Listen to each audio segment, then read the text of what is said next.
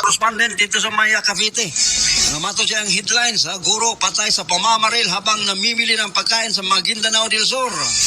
Kumpletong detalye pinagi sa report ni Danilo Pinarejo. Dan, please come in.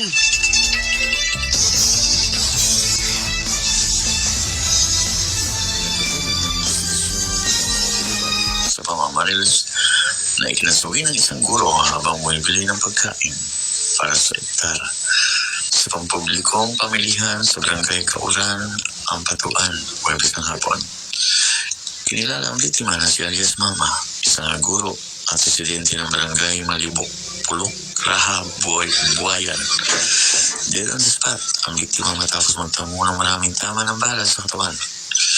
Batay sa inisyal na investigasyon ng mga otoridad, takong alas 5:30 ng hapon, nang dumating ang biktima sa pamilihan sakay ng kanyang itim na Yamaha Mio motorcycle upang bumili ng pagkain para sa iftar o ang haponang magtatapos sa araw ng pag-aayuno ngayong banal na buwan ng Ramadan.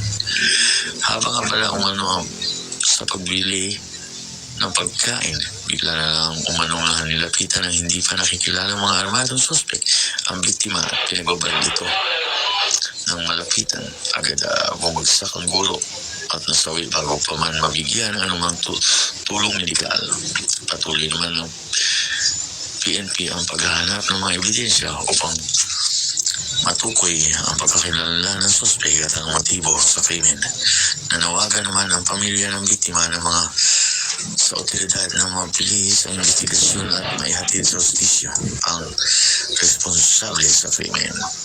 Para sa Light FM News, Danilo Pinarejo, nagbabalita mula dito sa Cavite. Maraming salamat sa iyong report. Nag-report live ikan dyan sa Manay, Cavite. Danilo Pinarejo.